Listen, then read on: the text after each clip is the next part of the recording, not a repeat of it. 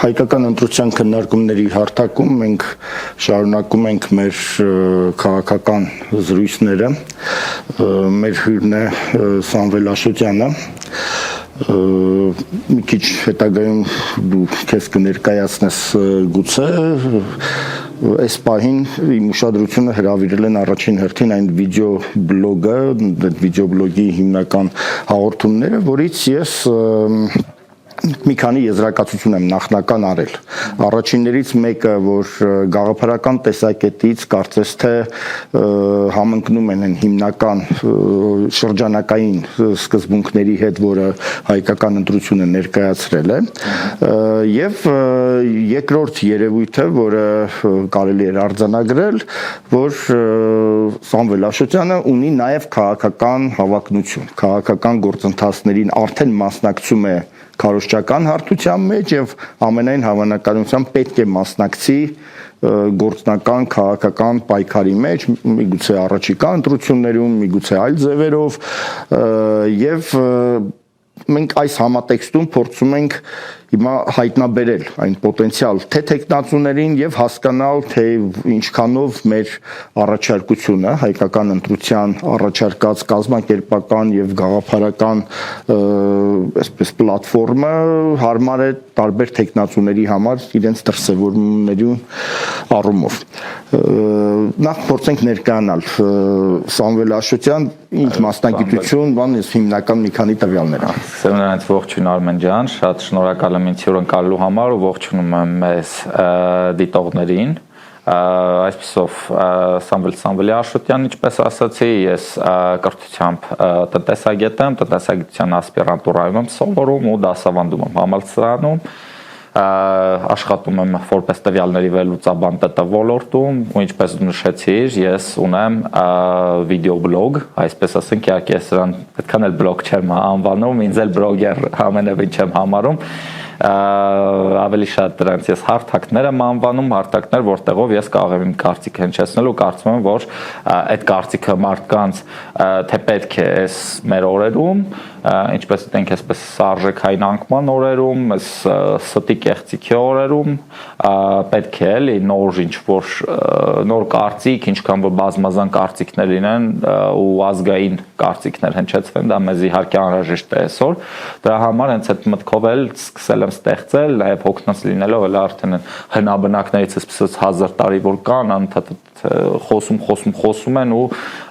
չես հասկանում ուզածներն ինչ ասածները մի բան, ուզածները մի բան, մի խոսքով այդ մտքով եմ եկել, մտածելով, որ կարիք կա էլի երիտասարդության ավելի ակտիվացման ու ոչ միայն որպես քաղաքացիական դիրքորոշում, որ իրենք արտահայտեն, այլ հենց քաղաքական պրոցեսների վրա սկսեն ազդեցություն ունենալ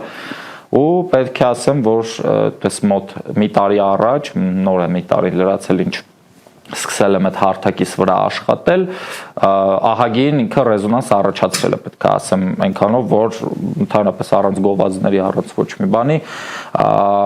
ինչը որ ցույցի չէր նրա, որ մարդիկ իրոք կարիք ունեն, էլի նոր խոսքի, այսինքն չասենք, որ մենակին, համոզված եմ, որ նոր մարդիկ էլի կգան, ու ինչքան շատ նոր մարդիկ կան, այնքան քաղաքական դաշտի համար ավելի լավ, այնքան առողջացման պրոցեսը ավելի երևի կարագանա, քանի որ խնդիրն նաև նրանում է, որ քաղաքական դաշտը մշտապես, որ քաղաքականությունից խոսենք, այսպես ոնց որ բարիկադավորված է եղել ու այդպես ինչ-որ հատուկ մարդկանց համար տեղ է եղել, այսպես ասենք, ու դրանից էլ լիք խնդիրներ են առաջացել, այսինքն երբ որ պետք է վերարտադրություն տեղի ունենար քաղաքական դաշտում, նոր սերունդ կար, որը հնից պետք է ավելի լավը լիներ, թեորիապես պետք է ավելի լավը լիներ, ուղղակի ինչ-որ ինստիտուտներ են իրենց համար ստեղծել եղած ուժերը ու վերարտադրել են իրենց հենց գաղափարներով, հենց իրենց մարդկանց, ովքեր որ կրկնում են, այսպես ասենք առաջնորդի խոսքերը, նորմից չեն արել։ Բնական չի, որ ասենք ամեն մի քաղաքական կառույց վերջիվերջո ինքը իր համար իր նոր սերունդը վերարտադրելու, այսպեսի մի համակարգ պետք է ունենա։ Ուրեմն ո՞րն է հարցը, միգուցե պատճառն այն է, որ այն մյուս ճամբարում, որտեղ վակուում կա կազմակերպությունների, ուղղակի այդ ինստիտուտները բացակայում են, որ այդ նույն գործը այնտեղ տեղի ունենա։ Ես մի քիչ հումորով ճիշտ է այդ հարցին պատասխանեմ, խնդիր չկա, իհարկե, ցանկացած իշխանություն փորձում է վերարտադրվել ու ինքը փորձում է այդ ինստիտուտը ստեղծել, որ նաև իր մարդկանց վերարտադրի։ Խնդիրը նրանում է, որ այդ վերարտադրվող մարդիկ իրենց ձայնով ու տեսքով չնմանվեն անգամ առաջնորդին, ոչ միայն խոսքերով, որովհետև դրանն են բաները, որ նույն տեմբրով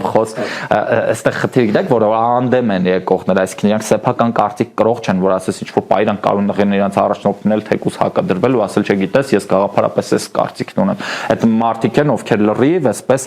հնազանդեցրած են, իսկ քաղաքական դաշտում մանավանդ Հայաստանում մեզ հնազանդ մարդիկ չեն պետք քաղաքական դաշտում, մեզ պետք են այստեղ հանդուգն մարդիկ, ովքեր որ կհամարձակվեն հանդուգն քայլեր անել, ովքեր որ կկարողանան աշխարհին ներկայանալ, աշխարհին ներկայացնել, իսկ հիմիկվա դրությամբ ինչ որ մենք տեսնում ենք, ինչը որ եղել է էլի այդ վերարտադրությունը, որակը կարող ենք տեսնել, օրինակի համար որակի ցուցիչը գիտեք որն է, որ այսօրվա դրությամբ որ նայում ես քաղաքական դաշտին 10 տարի առաջ նույն մարդիկ էին, 10 տարի հետո նույն մարդիկ են, 20 տարի առաջ որոշները իհարկե գնացել են այս աշխարհից, բայց էլի ասենք իրենց որդիներն են մնացել, այսինքն դա արդեն իսկ վատ ցուցիչ է, որ նոր մարդ չէր գալիս, այսինքն մենք նոր ենք նկատում, որ նոր մարդիկ են գալիս, դա հենց սոցիալական մեդիաների հետ կապված։ Մենք կարող ենք ընդդիմությունափոխությունը ձևակերպել այստեղ որպես խնդիր, կարևոր խնդիր, եւ այդ դեպքում ինչա քո համար ընդդիմությունափոխությունը, թե գաղափարական իմաստով, թե կազմակերպական իմաստով։ Ես այն միտքս վերջացնեմ նոր անցնեմ այս հարցին պատասխան, գիտեք, խնդիրը այդ որ ես նշեցի, չէ, բարիկադավորված է եղել քաղաքականությունը, դա բարիկադավորված է եղել, որովհետեւ եղել են օլիգարխներ, եղել են ինչ որ ազդեցիկ մարդիկ, եղել են պետության ղեկավարներ, ովքեր կարողացել են իրենց համար ռեսուրսներ ստեղծել հենց պետության հաշվին ու ստեղծել մեդիաներ իրենց համար, իսկ եթե վերցնենք օրինակ 2000 երևի 10-ական թվականից հետո սկսեց որ զարգացում սոցիալական մեդիաների, դրանից հետո մարդիկ արդեն ազատություն ստացան, որ ընդունենք ինպես դուրս գաս ու դու քո կարծիքն արտահայտես սոցիալական մեդիայում առանց կախվածության, որովհետև եթե դու գնում ես որևէ մեկի մեդիա, բնականաբար դու կաշկանդվում ես արդեն, իսկ քեզ կաշկանդում են, իսկ եթե չկաշկանդվես, երկրորդ անգամ էլ չեն հրավիրի։ Իմ փորձը հուշում է, որ այնտեղ շատ ավելի վատ պրակտիկաներ էլ կային, օրինակի համար ցանկացած աչքի ընկնող խմբակի գնելու process կար, այսինքն այո, դու լեսպես լավ հայրենասեր տղա ես, գեղեցիկ խոսում ես, այ եթե գաս մեզ մոտ կունենաս այս հնարավորությունները եւ այլն եւ շնորհակալ գաղտնիք չի, ոչ փոքր երկիր է, Արմեն ջան, օրինակի համար, հա, մենք ընդդիմափոխությունից խոսեցինք, ես երևի այս օրինակը բերեմ, որ դուք հենց այդ գնալուց խոսեցիք, շատ մի արատավոր պրակտիկայից խոսեք, ճիշտ նա 3 նայում էի Արմեն Աշոտյանի հարցազրույցը, որտեղ վերջինս պնդում է, ասում է ՀՀԿ-ն ընտրակաշառք չի բաժանել։ Ու անկեղծ ասած դե ինչ ասես էլի դա անկեղծ չէ, դա արդար չէ այդպիսի բան ասելը, որովհետև ոնց որ Հայաստանում չկա այնպիսի մի մարդ, որ չի տեսել ընտրատարածքների մոտ կուտակված այդ հերթերը, որ ակում ստորագրությունների ցուցակները, ստորագրությունների ցուցակը ես իմ աչքով տեսել եմ հերիցը փող էին բաժանում, ես դեռ փոքր էի այդ ժամանակ, իմ առաջին թուրքին, որ ես անմիջականորեն մասնակցել եմ, ես բանակում ծառայելիս եմ եղել ու շատ հետաքրքիր պատմություններ, երբ որ մեզ գալիս ու հրահանգում էին, թե ում պետք է ընտրեք, իհարկե ես այն ժամանակվանից դեռ շատ հանդուգն էի ու իրենց ասացին չտրեցի, դա երկար պատմություն է, մի ուրիշ առիթով կպատմեմ, թե ինչպես է եղել, բայց հենց որ մենք խոսում ենք ընդդիմափոխության մասին, ինչքան որ կարևոր է, հա, բնականաբար, օրինակ ես դեմ չեմ, թող ՀՀԿ-ն լինի ընդդիմություն, բայց թող ազնիվ լինի, գոնե այսքան արածից հետո իրենք ասեն, որ հա, ժողովուրդ ջան, կներեք, ընտրակաշառք է եղել ու դա վատ պրակտիկա է եղել, մենք հասկանում ենք, որ սխալ է եղել։ Մնացած մյուս նախորդ իշխանությունները, ովքեր որ այսօր ընդդիմության տեղը զբաղեցրել են, գոնե եթե ասեիր առողջացման process գնար իրենց ներսից հենց, ու իրենք ընդունեին, որ հա սխալներ է եղել, չգիտեմ, առաջին նախագահը ընդուներ, որ սխալ է եղել, որ վաուչերները մարդկանց ձեռքից խլեցին, չսովորեցին ինչպես է պետք վարվել, դրանց հետ ու այդ արմատը սկսեց խնդրի, որ գիտնականներ 20,000 գիտնականների երկից գնալը թույլ տվեցին, այսօրվա դրությամբ մենք ընդհանրապես 3500 ունենք, չի վերարտադրվում դա։ Հասկանում եք, դա այն հիմքեր, որ մենք պետք է պետություն ստեղծենք, որ գալիս ենք մի քիչ առաջ, օրինակ հիմա մեր երկրորդ նախագահը օրինակ ասել, որ գիտեք ինչ կա, հենց այդ գույք պարտքի դիմաց $100 միլիոն չէր կարելի վաճառել ստրատեգիական օբյեկտներ, գալիս ենք այնքան այսպես սխալներ գալիս հասնում ենք այս օրեր էլ Նիկոլ Փաշինյանի մաս չասեցին անսխալների իհարկե այսպես շարք է գնում, բայց չգիտես ինչու մենք այս մեծ փոսի մեջ ենք հայտնվել ու հա եթե այդ մարդիկ են ընդդիմության դերում բնականաբար էսպես է լինելու որովհետև հազրանք կտեք կա չէ ոչ եթե նրանք սպասում են բոշա փչացած դա դառնում դա կարգին հաղորդման որ երբ որ խնդիրն ինչու՞մ է որ ինձ հարցնում են օրինակ ինչի ազգային ժողովը ոչ ֆունկցիոնալ իսկ ազգային ժողովը ոչ ֆունկցիոնալ է այսօրվա դրությամբ որովհետև ասում եմ դուրս են գալիս օրինակի համար Հայաստան խմբակցությունից քննադատում ասում են անիֆի փողերը կերել եք ճիշտ են ասում արդյոք ճիշտ են ասում մեկ էլ դուրս է գալիս Նիկոլ Փաշինյանը ասում է դուք պետք է խոսաք բա ուր է այս ինչի փողերը բա գույք պարտքի դիմաց տվեցիք այս արեցիք այսինքն այստեղ հենց ասել դու ես ճիշտ հա ուզում ես երկուսը ճիշտ եք բա որտեղ եք մենք գնալու էլի այս բանով իսկ եթե գոնե մեկ տենց ընդդիմություն լիներ որ մաքուր կլիներ որ այդպիսի ինչ որ հարցի մեջ խառնված չլինի արդեն իսկ այս մարդկանց խոսելու տեղել չէր մնա էլի այսինքն Նիկոլ Փաշինյանը ցանկացած դեպքում ինչ որ մի բան կասել բայց այդ ուժը չէր ունենա այստեղ ընդհանրապես անձերի հարցա թե ինչ թե ընդդիմության ձևավորման ձևը պետքա փոխվի միգուցե հանրության մասնակցության ձևը պետքա փոխվի կամ գաղափարական առումով ասենք հա մենք արդեն սովորել ենք որ միշտ այսօր ընդդիմությունը համարվում նա ով որ երեք իշխանության էր ընդ որում իշխանությունը կորցնելուց հետո համարյա բոլորը այն որ մի քիչ առաջ մենք խոսում էինք ինստիտուտ կոչեցինք իրանց ինձ թվում է մենք մի քիչ չափազանցրեցինք էլի որովհետև ինստիտուտ կլիներ եթե իշխանությունը կորցնելուց հետո ասենք ՀՀՇ-ն մնար որպես ՀՀՇ մեծ կուսակցություն ոնց որ այդպիսին էր իշխանության ժամանակ ՀՀԿ-ն մնար մեծ ՀՀԿ կուսակցություն ինչպիսին էր իշխանության ժամանակ դրանք ըստ էության վերացան այսինքն պարզվեց որ իրանք ինստիտուտ էին ընդամենը այն բանի ուժով այն հույսով այն շնորհիվ այն բանի որ այս պահին իշխանություն ունեն միանշանակ իշխանությունը չկա արդեն իրանք ինստիտուտ չեն ուղղակի հին ընկերական կապերով իներցիայով մի որոշ ժամանակ դեռ այսպես ասենք նույն նավի մեջ են իրականում գիտեք որ մարդիկ մեկ էլ ասում են որ կան այսպես բարկա չեն նիկոլականներ եւ այլն ես պետք է ասեմ որ շատ մեծ հատված պետք չի ասել սերժական նիկոլական իրանք իշխանական են ով լինի այսօր իշխանության այդ մարդիկ այդ իշխանության կողքն են ու դա էլի գալիս է ոնց որ կրթության հարցին գնանք կրթությունից կրթվածությունից մարդկանց գիտակցական աստիճանից իրենց հենց այդ քաղաքացիական իրավունքների գիտակցումից օրինակի համար այսինքն շատ ցավալի է որ այդքան իշխանական մարդ կա որովհետեւ ես շատերին ճանաչում եմ որ բոլոր իշխանությունների ժամանակ իրենք պրո այդ իշխանական են եղել ու մյուսներին քննադատել են այսինքն այսօրվա դրությամբ էսպես է էլի դասավորը որ հաջորդ իշխանության ժամանակ էլի իշխանական կլինեն այստեղ որտեղ պետք է մենք կտրենք այդ արատավոր այդ շղթան այնտեղ որ մարդկանց սկսենք կրթել իրապես որովհետև բոլորը այս օրինակ եմար նույն խորհրդարանային ընդդիմությունը բողոքում է թե մարդիկ անհաղորդ են որ բնական է որ անհաղորդ են բողոքում է որ մարդկանց այս ինչ օրն է գցեն նրանք էսպես կամ քնած է ժողովուրդը բնական է որովհետև գիտեք բոլոր իշխանությունների ժամանակ մարդկանց բերանը փակել են դա հիմնական սովետական պրակտիկա է ու ցավալի է որ ոնց որ նորանկախ Հայաստան լա եկել որ դուք չեք հասկանում ձեն այդ կտրի այդտեղ բարձր մարդիկ են այդտեղ բաներ են ինչ որ չգիտեմ հատուկ էլիտա է հավաքված ու այդ էլիտան այսպես շատ փակ շղթա էր ու դուք ոչ մի բան չեք հասկանում դրա համար հասանք այսօրին մարդկանց այնքան ասին դու տգետ ես մարդիկ հավատացին որ իրենք տգետ են ու այս խնդրին հասանք ու մարդուն երբ որ դու բան ասում ես գոնե քաղաքացիական դիրքորոշում մարդը դե ես օրինակ գյուղացի մարդ ես ինչ ասեմ այդ խնդիրը որտեղ գյուղացի մարդը բա ասելու բան ո՞նց կարա չունենա այսպեսի մի հարց ձևակերպել դրանց հանգցած մեկ ասում էին որ ըստ տարածված խոսք կա որ Հայաստանում 3 միլիոն վարչապետ կա ես այս խոսքի հետ իրական բացարձակ համաձայն չեմ ես կարծում եմ Հայաստանը ոչ թե 3 միլիոն վարչապետ այլ 10 հատ падգամավորության տեխնացու էլ իրական չկա այսինքն մարդը որ հանդես կգա ինչ որ ծրագրերով կկարողանա ասենք գաղափարական առումով այդ ամեն ինչը ներկայացնել պայքարել ոչ թե այդ պոտենցիալ ունեցողներ չկան այլ ընդհանուր ապաքաղաքականության մթնոլորտով նման ցանկություն դրսևորողներ չկան կարծես թե բոլոր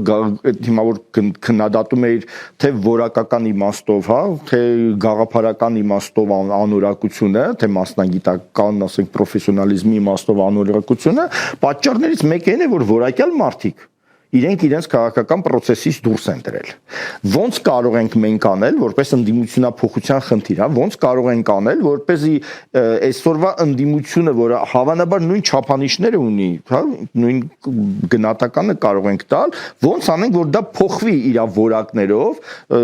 համալրվի մարդկանցով, որոնք ավելի գաղափարական են, որոնք ասելիք ունեն, լուծումներ ունեն Հայաստանի համար առաջարկելիք։ Համաձայն եմ, որ այդպիսի խնդիր շատ լուրջ խնդիր ունենք, որովհետև հիմնական առողջ մարդիկ, ովքեր ոնց որ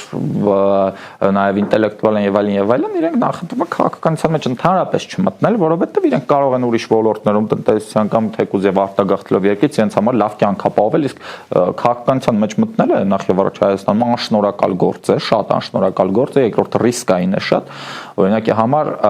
չգիտեմ, ես այն օրինակն եմ բերում, երբ որ հարցում են ինչի օրինակ երիտասարդությունը չի ակտիվանում, չի գալիս եւ այլն, այստեղ մի հատ պատասխան կա, գիտեք, երբ որ մարդիկ օրինակ հիմա իմ օրինակին, եթե նայես, որ ես կարող էի լրիվ ուրիշ այ որ բլոգից խոսեցինք, բլոգ կարող էի իսկապես վարել, որ փող աշխատեի, չգիտեմ, ինչ որ բաներ անեի, այն ֆեստիվալներ եւ այլ այսպես հիմարություններ գովազդեի, փող աշխատեի, սովորությամբ ես միայն փող եմ ծախսել իմ հարթակների վրա, ոչինչ դրա դիմաց չստանալով, այսինքն ստանալով ինչ որ սպառնալիքներ, վիրավորանքներ, ռիսկեր եւ այլն եւ այլն եւ այլն, այսպես մենակ բան ես ստանում, էլի, եթե դու իսկապես գաղափարական գնում ես, ոչ մեկ չկա էլի, որ քեզ ինչ որ չգիտեմ կամ գումար տա կամ ինչ որ ձևով աջակցություն, որ դու այդ գործունեությամբ զբաղվես։ Դա բնականաբար այն մարդիկ ովքեր եւ պատրաստ չեն թեկուզ եւ փողի համար, թեկուզ եւ մնացած բանի համար բան անել գալես ոլորտ, իրենք ասեն եղբայր ես ավելի IT ոլորտում, ֆինանսական ոլորտում իմ համար աշխատում եմ հանգիստ, ինչի համար գամ այստեղ։ Այստեղ խնդիրը մի խոսքով այդտեղ այդտենց խզում կա, շատ մեծ խզում կա ու մարդիկ էլ դրա համար հեռու են մնում, հենց այդպես վատ արտահայտություն էլ կա, չի քաղաքական գործիչները զբաղված են մի խոսքով վատ բաներով։ Ու այդ խոսույթն էլ իրականում այդ գեներացված է հենց էլիտաների կողմից, որպեսզի ոնց որ հասկանաք բարիկադավորման շատ ստրատեգիաներ կան, որ մարդ չթողես ներս գա, էլի, որ դու քեզ այդ քո տեղն է։ Հենց մեկը այդ էլա, որ ժողովուրդը կեղտոտ տեղ ավելի լավ է հեռու մնացեք, ձեր բանը չի, էլի, ոնց որ կգաք կեղտոտվեք։ Ու դրա համար էլ քանի դեռ իրանք այդ խոսույթը մնում է նոր մարդիկ չեն գալու ու նույն կերպ այսպես շարունակվելու է։ Այլ կերպ ասած, մաքուր մարդիկ քաղաքական դաշտը նվիրում են կեղտոտներին, հետո ասում են գործ չունեն։ Իսկ մնացած մասերի համար, լայն մասաների համար են խոսույթը, այդ խոսույթը աշխատումային կերպով, որ մեկ ով էլ ընտրեք նույնն է լինելու, մեկ ով էլ գա ուտելու է։ Ինչ տարածված խոսույթ է, չէ՞։ Ասենք, այս վերջերս ինձ ասում, մազես բիզնես կանգնեցին։ Այնքեր մի խոսքով, չնայած բանանը ուղղակի շատ ահավոր արատավոր խոսք է, ով էլ գա ուտելու է։ Դե պետքա տեսած մարդիկ գան, որ չտեսավար չուտեն։ Լավ, քաղաքականությունը մի հոգու գործ չի։ Հա, դա միշտ թիմային աշխատանք է, իշխանության համար պայքարը առավել եւս, քո պատկերացումով թիմը ոնց պետքա ձևավորվի։ Այն թիմը, որտեղ դու քեզ կտեսնես, որտեղ կարող ես ձգտել ինչ որ առաջնորդության կամ, չգիտեմ, ակտիվ ներգրավվածության։ Նայեք, ես իրականում կողմ կլինեի այս 26-ի ընտրություններին մասնակցելուն, բայց դրա համար պայմաններ պետք է լինեն որոշակի, ուղղակի բան չանեմ, որ ես պատրանքներ չունեմ, որ այս ընտրություններում Նիկոլից բացի որևէ մեկը շանս ունի հաղթելու, որովհետև ամեն գնով Նիկոլը վերարտադրվելու է, ոնց որ դրա ապացույց որ ասում են բանը դրակեղծիքն առաջ լինի եւ այլն, մեկ տեսնում եք, չէ, բանի վարչության ընտրությունները իրենց կեղծեցին, ոնց որ համապետական ընտրությունները իհարկե կկեղծեն։ Խնդիրը նրան է գալիս, որ այդ ընդդիմափոխությունը ենք որ խոսում, հենց խնդիրը նրանում է, որ գոնե կարողանան ինչ-որ ընդդիմադիր ուժեր հայտնվել ազգային ժողովում, որ երբ որ դու անիֆի կոռուպցիոն սկանդալներից խոսես, երբ որ դու խոսես դրա մասին, որ 44 օրյա զեկույցը, որ պատրաստ էր դուք տարակ գախնի բաժին, ինչ որ հիմարագույն բանով, այդ ոնց է դրանց մաղաթմազգ, ասում են օրենքի խախտումը, որովհետև լիագումարնիստ չի կարող, չես հասկանում, ինչ են խոսում, ինչ են սրանք։ Մի խոսքով Այսպիսով, հա, որ այդպիսի ընդդիմություն կա, որ այդ հարցը բարձրացնի, ու այդպիսի ընդդիմություն, ում վրա չեն կարող էլի Սևանա կղզու ոնց որ մոտ, ինչ որ կղզի ասում կներեք, Սևանա լճի մոտ, ինչ որ առանձնատուն օրենքի խախտումով չի կառուցա, որ չեն կարողանա այսպես բան անել, էլի, չգիտեմ, այդ օրը գցել, որ ասեն դու թալանչի ես, դու կոռուպցիոներ ես։ Այդ դեպքում ինչ որ քաղաքական process-ներ կլինի գեներացնել, այդ մի հարց։ Երկրորդ հարցը այդ մարդիկ, ովքեր կհայտնվեն ու իրոք ֆունկցիոնալ որպես պատգամավոր կլինեն, մարդիկ անընդհատ իրենց ուշադրություն կդարձնեն։ Մարդիկ կնայեն, կլսեն հենց իրենց խոսքը, որովհետև կիմանան, որ այստեղ ֆունկցիոնալ ինչ-որ զրույց է գնում, այսինքն ինչ-որ պրոդուկտիվ զրույց է գնում, ինչ-որ այսպես փոխադարձ վիրավորանքներ չեն, այլ թիրախային ինչ-որ քննադատություն կամ թիրախային օրենքի նախագիծ։ Մենք ունենք մի համակարգ, որը այս պայն չեն կարող փոխել։ Դա իշխանությունների հնարավորությունների տիրույթում է եւ ընդեղ էլ կարծես թե ցանկությունը բացակայում է իրանք իրենց համար առավելագույն հարմար պայմաններ են ստեղծել այդ դեպքում ուրեմն ինչ է, եթե այդ խաղի կանոնները չեն փոխվելու, այդ դեպքում ինչա ընդհանրապես հնարավոր անել։ Մի կողմ թողենք անգամ ընտրություններին մասնակցելով, է պետք իշխանափոխության ձգտել, թե փողոցային ակտիվությամբ է պետք, թե ինչ որ մի այլ երրորդ տարբերակով, ով պետքա ձգտի, այսինքն օրինակ հայկական ընտրությունը միշտ որ ընդդիմությունափոխության խնդիրը ձևակերպում է, հիմնականում ձևակերպում է երկու համատեքստում։ Մեկը այն գաղափարական ինչ որ մի տիրույթ, որը այս պահին ներկայացված չի քաղաքական դաշտում, որովհետև այդ տիրույթի գործիչները ավելի շատ հանրության կողմից պետք է առաջ մղվեն, իսկ հանրությունը կարծես թե չունի այդ ինստիտուցիոնալ լուծումները նրանց առաջ մղելու համար, եւ նաեւ հենց այդ բուն ինստիտուցիոնալ լուծումների հարցը, այսինքն որպեսզի ընդդիմադիրները ոչ թե ինքնահռչակ լինեն, ոչ թե ասենք ընդդիմադիր կարողանա դառնա կամ երեկվա թալանչին կամ ինչ որ մի օլիգարխ կամ ինչ որ մի այսպես ինքնահավան մեկը, որը միտեղից փող է կպցրել, այլ դա միշտ հանրության կողմից առաջադրվող, հանրության մասնակցությամբ, թե հանրության քվեով, թե հանրության անդամավճարով, այդպես առաջադրված ընդդիմություն լինի, եւ միայն այդպիսինը իմ անձնական համոզմունքությամբ հնարավորություն կունենա, այսինքն նա ոչ միայն կկարողանա հաղթել, նրա հաղթանակը իմաստ կունենա, որովհետև մնացած բոլորի հաղթանակը կարծես թե այդքան էլ իմաստ չունի, էլի, որովհետև այսօր այո, ատելի իշխանություն կա, կարծես թե համատարած է դառնում ատելությունը մյուս կողմերի համար, բայց ասենք, երբ որ նայում ես իսկ ով հնարավորություն ունի փոխարինելու, մի բան մտածում ես, ասում ես, որ սա եկավ ինչն է փոխվելու էլի նախկինում կամ ինքն է եղել կամ իր նման մեկն է եղել ինչ կարար փոխվել չէ որ այդ նախկինի արդյունքն է որ այսօր այդ իշխանությունը կա համաձայն եմ վստահության ճգնաժամ կա շատ մեծ մենք եթե խոսենք այդ համակարգերի մասին ես ուղղակի այսպիսի պատկերացում ունեմ որ խաղի կանոնները ոնց որ փոխելու համար դու կամ պետք է հսկայական ռեսուրսներ ունենաս շատ մեծ ռեսուրսներ կամ պետք է իշխանական այդ լծակներն ունենաս ուրիշ տարբերակ չկա խաղի կանոն փոխելու ուրիշ տարբերակը դու պետք է մտնես այդ խաղի մեջ ընդդիմադիր դաշտում մենք կարող ենք խաղի կանոններ փորձել փոխել այսինքն ոչ պետական օրենքներից դա դուրս է դա իրանց հսկողությունից դուրս է վերջիվերջո մենք մյուս գործիչների հետ համագործակցելով փորձենք ստեղծել այն ինստիտուցիոնալ կազմակերպական լուծումները որը մեզ որոշ մրցակցային ոչ թե առավելություն կտա այլ գոնե թույլ կտա չեզոքացնել ուրիշների այդ ֆինանսական եւ այլ առավելությունները եւ հանրության կողմից առաջադրելու ինչ որ մի մեխանիզմ ունենանք կարող ենք նման փորձ կատարել ես իմ կարծիք ասեմ սուբյեկտիվ օրինակ ըստիս մեր ընդդիմադիր դաշտում եթե մենք խոսում ենք բանի մասին էլի ոչ տիտղոսային ընդդիմության մասին այնտեղ ամբիցիաներ կան շատ մեծ Ես պետք է ասեմ, ես երբեմն ապշում եմ, թե ինչպիսի կերպարներ կան, որ հավակնություններ ունեն, ովքեր ոնց որ չպետք է ունենային, էլի հավակնություններ, եթե մենք մի փոքր այսպես ինչպես ասեմ, եթե այսպիսի ոչ սովորական իրավիճակում չլինեիք, էքստրաորդինար իրավիճակում չլինեիք, իրանք պարզապես չէին երևա, պարզապես չէին հայտնվի, այդպիսի էքստրաորդինար իրավիճակում, որ մարդիկ կան ընդդիմությունում, որ ասենք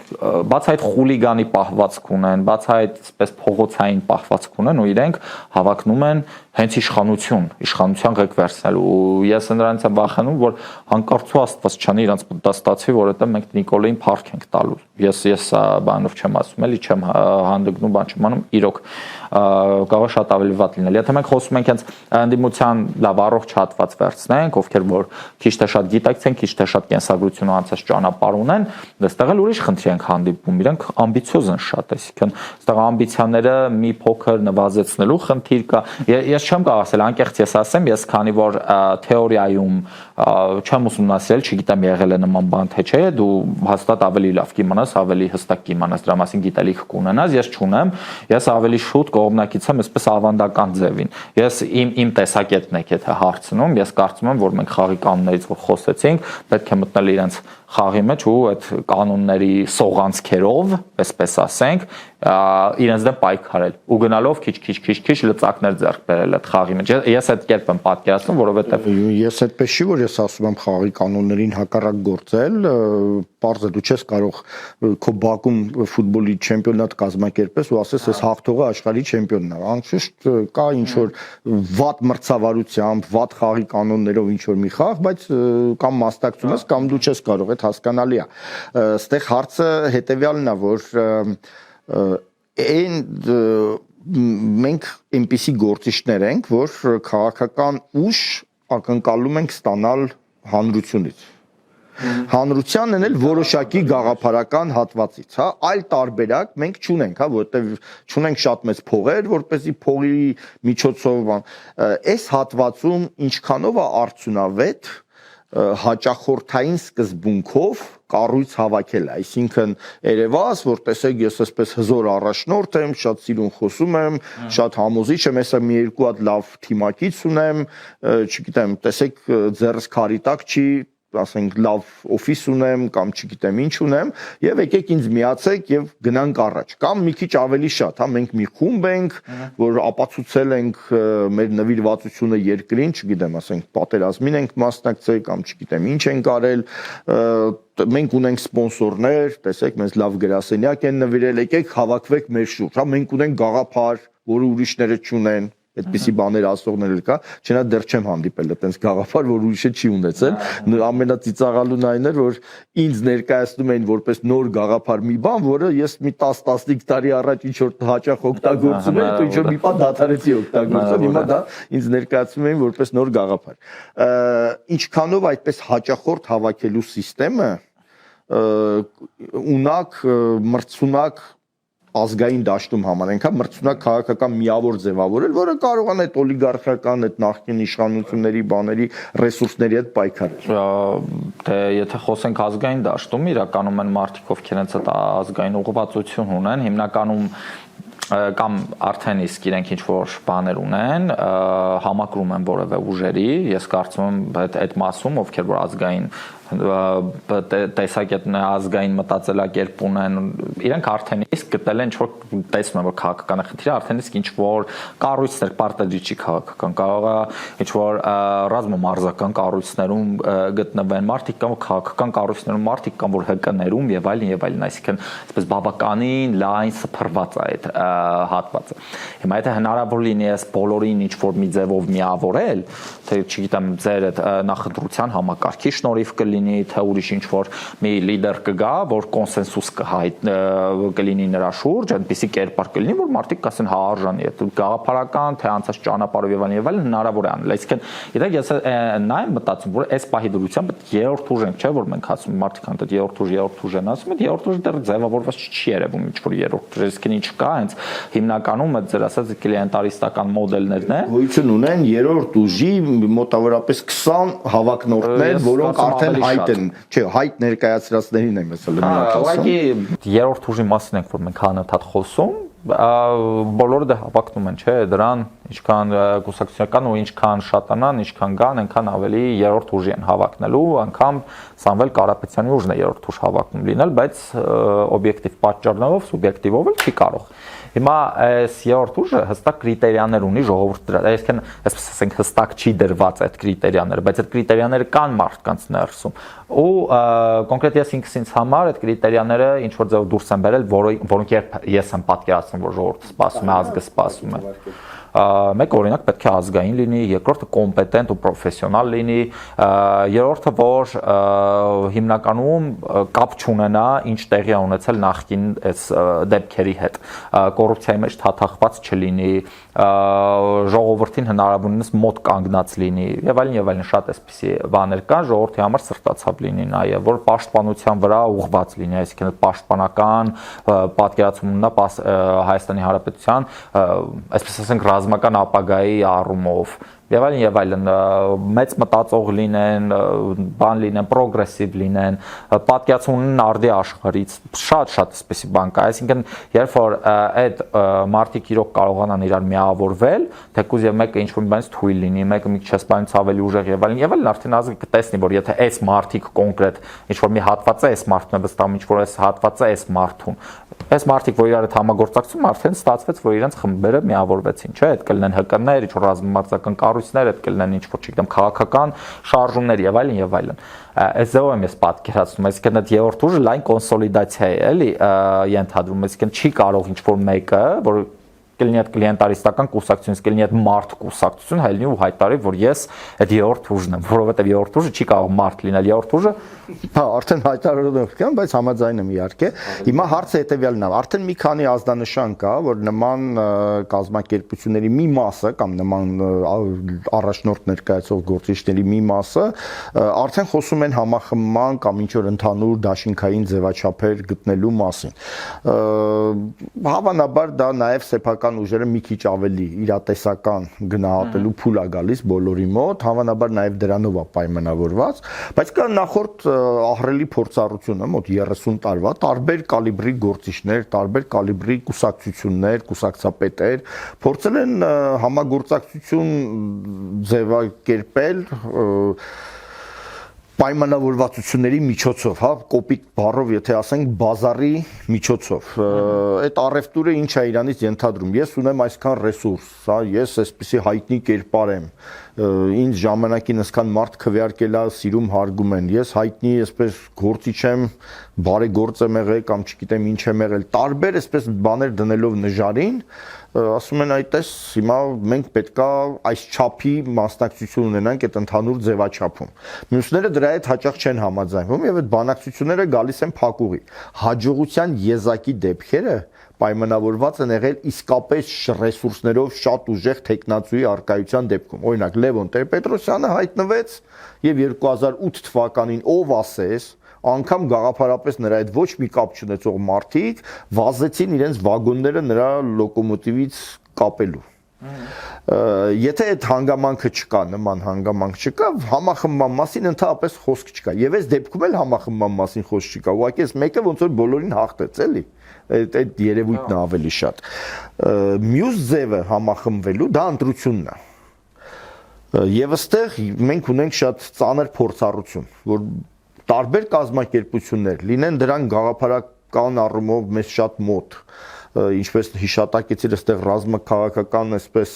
ուղղվածության, հա, ռազմահայրենասիրական ուղղվածության, այսպես երիտասարդական կազմակերպություն, ինչ որ ազգանպաստ տարբեր գործեր, բարեգործական, ինչ որ կամավորական տարբեր գործունեություն ծավալած խմբեր, կարծես թե չեն ուզում ինչ որ ձևով չեն պատկերացնում այս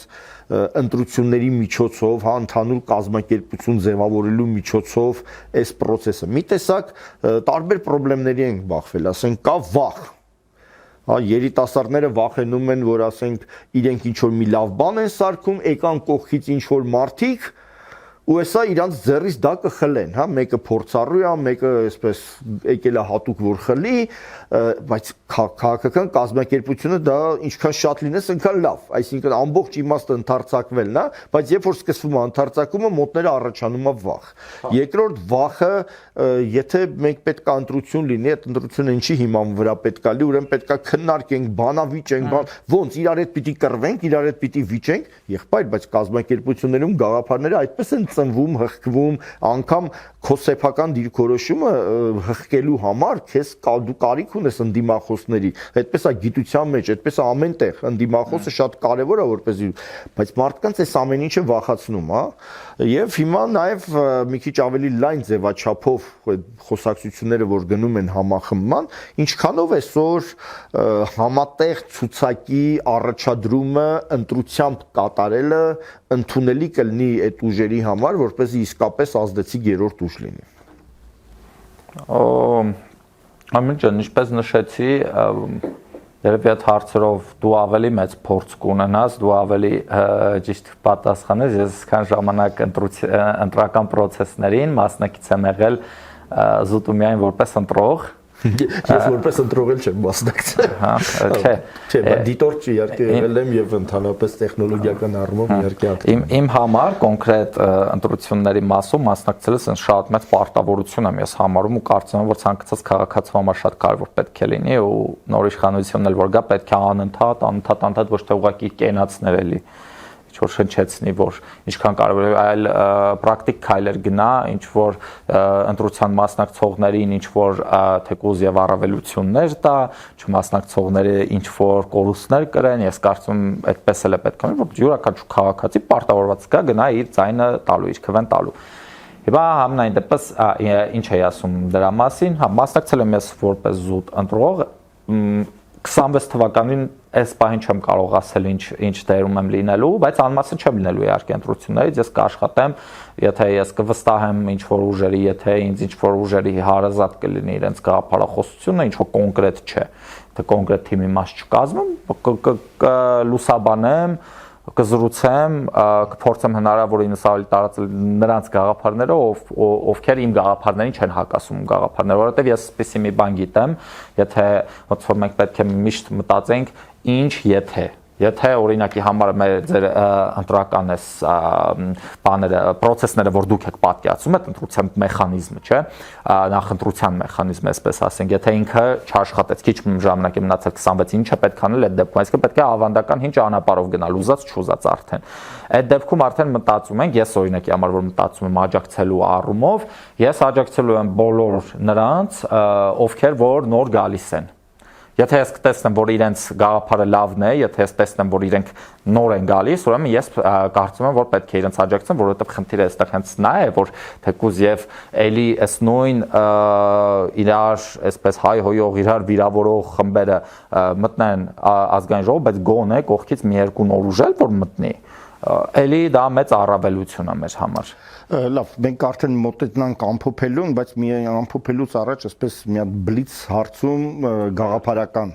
առումով, հա, Հայաստանը պետք է ունենա արտաքին կողմնորոշում, եթե այո, ապա ինչպիսին։ Իհարկե պետք է ունենա 360 աստիճանի կողմնորոշում, այսինքն պետք է շփվել բոլորի հետ, ոչ ոքի ոնց որ ձեռքդ խոսք չտալ, այսպես ասեմ։ Վերպետական կազմավորումներին մասնակցել։ Վերպետական կազմավորումներին ես այնքան էլ դրական չեմ նայում։ Չգիտեմ, Եվրոմիություն։ Ընդհանուր, որը ուզում է լինի, ես վերպետական կառույցներին դեմ, որովհետև մենք այդ իրավիճակում չենք, մենք այդ պետությունը չենք։ Հայրենատիրության առումով ինչ որ նախապատվություններ կարող են լինել, օրինակի համար ասենք, կամ կոմպրոմիսներ, այսինքն մենք պիտի հրաժարվենք Թուրքիայից պահանջատիրությունից եւ ասենք նախապատվության տանք օրինակ Արցախում հարցեր։ Մենք Թուրքիայից ինչու պահանջատիրություն ենք ունեցել։ Հայկական պետությունը երբեք չի ունեցել պահանջ։ Պետությունը այո չի ունեցել։ Դե պիտի ունենանք թե չէ։ Դուք շատ բարդ հարց եք տալիս, ես կպատասխանեմ կախված ժամանակից, կախված տեղից, այսինքն եթե մենք հիմա խոսենք ինչ-որ պահանջատիրությունից Թուրքիայից, դա շատ միամիտ է, եթե պետությունը հայտարարում է, որ Թուրքիայում ցեղասպանություն է եղել եւ Թուրքիան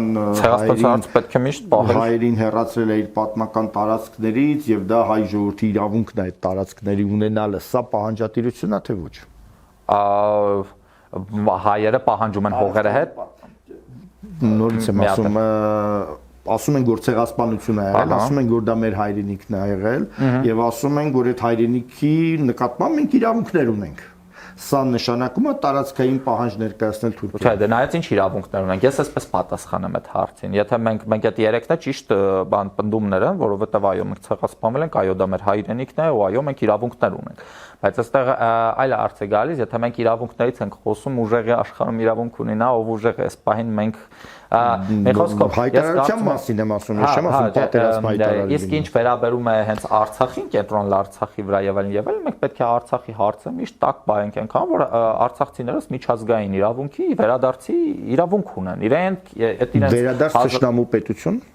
դա արդեն թշնամու պետության քաղաքացի։ Դա արդեն քննարկելի հարց է, այսինքն մենք պետք է հասկանանք, որն է հայկական պետության շահերից բխում։ Դա կախված է թե միջազգային իրավիճակից, թե ինչքանով մենք կարողանանք մենք իրավունքները պահել, ինչքանով մենք կունենանք կենսական պետություն, որ մեր շահերը կարողանանք առաջ տանել, բայց վերադարձ պետք է լինի ինչ-որ ֆորմատով։ Այսինքն ես հիմա չեմ ասելու, որ հա վերցնենք զենք ու գնանք, որ վերցնենք զենքը, մենք հարձակվենք, ոնց որ դա մեր համար լավ չի ավարտվելու։ Տնտեսագետ է, սոցիալիզմ, լիբերտարիզմ կամ ինչ։ Չէ, կապիտալիզմ են, ինչը որ հիմա կա։ Կապիտալիզմը այսպես թե այնպես կա, քաղաքականության առումով։ Եթե դու քաղաքական բանի մասին եք խոսում, ուղղվածության մասին, այսինքն ինչպեսի քաղաքականության ուղղվածություն։ Պետությունը ինչպեսի քաղաքականություն պետք է վարի, սոցիալիզմի տարրերը պետք է ունենա, բայց որ ասենք պետության մասնակցության չափը տնտեսությանը։ Պետության մասնակցության չափը պետք է լինի այնքանով, որ պետությունը ոնց որ գիշերային պահակ է, ոնց Ադամ Սմիթը կասել, այսինքն եթե տեղի է ունենում Թե սոցիալական ապահովարաշիքներով ես բացատրեմ իմ տեսակետը, եթե պետությունում ինչ-որ մի բան դեպք է տեղի ունենում, օրինակ ճգնաժամը տեղի ունենում, այո, պետությունը պետքա խառնվի ու փորձի ռեգուլացնել, բայց եթե սովորական իրավիճակում ոչ պետության մասնակցությունը օրինակ բիզնեսի գործերին ոնց հիմա է, մինիմալացվում է, քաղաքացու կյանքին մինիմալացվում է, սոցիալական բաներն էլ այնքանով պետքա լինեն օգնությունը, այնքանով որ մարդկանց աշխատանքի մոտիվացիան չճնշեն, որովհետև օրինակի համար մենք բազմաթիվ նպաստներ ենք վճարում մարդկանց, ովքեր կարող էին աշխատել, բայց զուտ նպաստով այսպես շատ նեղ, շատ բան կյանքով ապրում են ու չեն ուզում աշխատել։ Այնց պետք է վերցնել նպաստները։ Խմբիշխանության արկայությունը սպառնալիք է, թե ուղղակի ազատականության դրսևորում է, որ ինչ-որ մարդիկ մրցակցային Սպառնալիք է ինքը միշտ, որովհետև խմբիշխանությունը ինքը իրանով բացասական երևույթ է, եթե մենք ազատությունների մասին ենք խոսում, կարծում եմ խմբիշխանություն պետք է բացառված լինի։ Կոպիտ ասած, խմբիշխանության դեմ պայքարը դա տնտեսական ազատականության դեմ պայքար չի։ Չէ, իհարկե ոչ, իհարկե ոչ։ Այդպիսի պնդումներ անողներ կան, դրա համար եմ նաև հարցեր տալիս։ Պրոֆեսիոնալ բանակ թե մեծ զորակոչ, այդպես ժամկետային ծառայություն է։ Ժամկետային ծառայությունը պետք է մնա միշտ պետք է լինի, ժամկետային ընդ որում պետք է բանակում այդ ժամկետային ծառայողները պետք է գնում են կրթված հետ կան։ Իրանք նոր բաներ, կոմպետենցիա վաստակած, նոր գիտելիքներ վաստակած պետք է վերադառնան, չպետք է ոնց գնացել են տենց հետ կան։ Ժողովրդագրության խնդրեմը ոնց կձևակերպես։ Ժողովրդագրության խնդրեմը ես առաջին հերթին կձևակերպեմ կանանց իրավունքներով, որովհետև եթե մենք կանանց իրավունքները չենք պաշտպանում, եթե գործատուների մոտ կանայք իրենց ապահով չզգան հղիանալու, այսպես ասենք, ու դեկրետ գնալու, իրենց մոտիվացիան ընկնում է, մենք պետք է աշխատանքային օրենսգիրքը բարելավենք, փոխենք, ես մի քիչ ավելի ոչ օրդինար բաներ եմ, մտքեր էլ ունեմ, որ սկանդինավյան պետություններում օգտագործել են, ուղղակի ես չեմ բարձրաձայնի, որովհետև մեր հայ հասարակության մեջ մի հատ հայ բուդուլ կբարձնակ, ասեմ ոնց։ Ինչ որ ուրիշ գաղափարական կետ կա, որ ես հարցով չձևակերպեցի, բայց կուզեիր նշել, որովհետև դա քո համար այսպես կարևոր կետ է։ Եթե մենք հարցնենք բան աճ թե ձախ, այդ քաղաքական դիրքավորումը ես կասեի կենտրոնամետ մի քիչ աճ, որովհետև երկուսն էլ ոնց որ կա չէ, այդ քաղաքական տեսության մեջ կա պայտի տեսությունը, որ այդ ծայրահեղությունները իրար շատ մոտ են, այսինքն թե ծայրահեղ ձախերը, թե ծայրահեղ աճերը իրար շատ ավելի մոտ են, քան մյուս իրենց բաների։ Այսինքն ես կարծում եմ, որ մենք կարիք ունենք կենտրոնամետների, հիմա որովհետև սիտուացիան այնպիսին է, որ ծայրահեղ ձախեր են մի կողմից, այսինքն գիտեք նույնիսկ իրենց այդ բանում էլ է դժվար ինչ որ դիրքավորել են, մի կողմը ծայրահեղ թուրքամետեր են, մյուս կողմը ծայրահեղ ռուսամետեր էլի։ Մի անգամ այնպես ստացվեց, որ այդ դեռևս իշխանության չհասած ԿՊ-ական շրջանակներում մեր կողմից հնչեց Իզմերի դարաշրջանի ավարտված լինելը, այն հիմքով, որ եվրոպական կառավարությունները այլևս դասական իմաստով սոցիալիստական կամ իրենք բոլորը կենտրոն են մի քիչ էսկոմ եւ հաճախ սոցիալիստական կառավարությունը կարող էր աճ ինչ որ բարեփոխում աներ, հանրապետական կառավարությունը ձախ ինչ որ լուծումներ առաջարկեր, ինքը դա գրեհ կացրեց եւ մի քանի տեղ կրկնեց այդ միտքը եւ հիմա դա ասեն իրենք քննադատում են որպես իր միտք, բայց կարծում եմ դա իրականություն է, էլի, որ այդ Իզմերի այն դարաշրջանը ինչպեսին որ դա կար 100 տարի առաջ, երբ որ ասենք սոցիալիզմը դա արհմյութերական հզոր պայքար էր, բաներ եւ այն ժամանակ դեռ կար այդ դասական աճությունը, հա, պահպանողական իմաստով, երբ որ ազնվականությունը հենց ի սկզբանե ինչ որ հրամանատարական դիրքեր ուներ տնտեսության մեջ, այսօրվա մեր տնտեսության թե կառուցվածքը, թե ուղղակի պատմական զարգացումը արդեն այդ ամեն ինչը դրել են մի կողմ եւ գոյություն ունեն ազգային խնդիրներ եւ դրանից բխում են տարբեր լուծումներ, որի գործիքակազմը կարելի է վերցնել թե սոցիալիստներից, թե լիբերտարներից, թե բոլոր մյուսներից, նայած քո ազգային խնդիրին։ Հիբրիդային մոդելներ են հիմա ստեղծում, որ կարող ես դրա վրա էքսպերիմենտներ էլ անել, էլի։ Մի բան էլ ասեմ, հենց այդ բանի վերաբերյալ, որ ասում էիք 100 տարի առաջ այդ գաղափարախոսությունների պայքարը եւ այլն, պետք է ասեմ, որ դա մենք նորից ենք հականատես լինելու, ես համոզված եմ, որովհետեւ աշխարհում շատ հետաքրքիր փոփոխություն լինելու, այնքան հետաքրքիր, որ նայում ես օրինակի համար արևմուտքում ստատիստիկան ու պարզվում է, որ երիտասարդների միահագին զանգված, այսպես հենց սոցիալիստական, կոմունիստական գաղափարներով է տարված։ Պոպուլիզմի դարաշրջանը սկսել ամեն ինչ հնարավոր է։ Ես պետք է ասեմ, մենք Հայաստանում էլ արդեն ջահել կոմունիստներ, սոցիալիստներ ունենք, այնպես որ իհարկե շատ քիչ են, բայց համենայն դեպս, այսինքն Հայաստանին դա չի սպառնում իհարկե։ Հայաստանը ազգային պետություն պետք է լինի ու այդ կոնսենսուսը իրականում հիմնականում կոնսենսուս չասենք, որովհետև բոլոր այսպես համաձայնությունը, բայց հասարակության մեծամասնությունը այդ գաղափարը կիսում է, որ մենք պետք է ազգային պետություն։ Ամեն դեպքում ուղղակի որպես ամփոփում ասեմ, որ այդ բլից հարցման արդյունքով աստորեն կարելի է արձանագրել, որ լրիվ համապատասխանում է հայկական ընտրության սահմանած այդ գաղափարական շրջանակին, որը բավական լայն է, բայց այնքան լայն չի, որ բոլորին ներառի, անշուշտ, եւ հուսանք, որ այն նախընտրությունը, որ մենք առաջարկում ենք նախ կստացվի եւ երկրորդը թե դու թե քեզպես բազմաթիվ գործիչներ